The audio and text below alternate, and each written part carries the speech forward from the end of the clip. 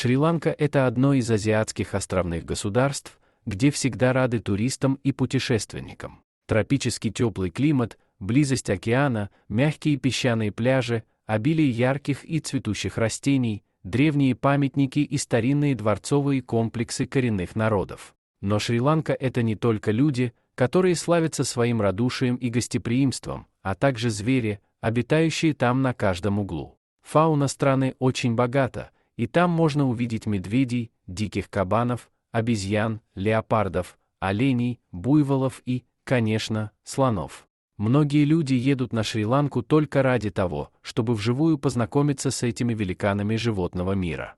На острове есть множество заповедников, где в избытке азиатских слонов, а также есть небольшая популяция диких животных. Граждане острова не отслеживают, сколько точно слонов обитает на острове, но по приблизительным подсчетам от 2500 до 4000. На острове есть несколько больших стад, образованных самками с детенышами. В основном большая часть слонов прикормлена туристами, а потому они не опасны для человека, с одной стороны. А если посмотреть с другой, то слон слишком огромное животное, а потому может нанести вред людям, даже не желая этого. Так, недалеко от города Катарагама в 2018 году слон перегородил дорогу автобусу, а когда водитель затормозил, то зверь просунул хобот в открытое окно и стал обыскивать пакеты, чтобы найти что-то съедобное. Тяжестью хобота водитель буквально был прижат к рулю, а люди стали давать слону бананы, чтобы откупиться и поехать дальше. Как только слон вынул хобот с бананами из окна, водитель не мешкая тронулся с места, чтобы животное опять не начало свой террор. История длилась всего минуту и закончилась хорошо. Вообще слоны часто так забираются в машины к туристам, чтобы получить угощение, а потому всегда надо иметь в запасе связку бананов. Кстати, мы уже писали про схожий случай, когда слон чуть не потопил туристов, плывших на плоту. Случайно, конечно.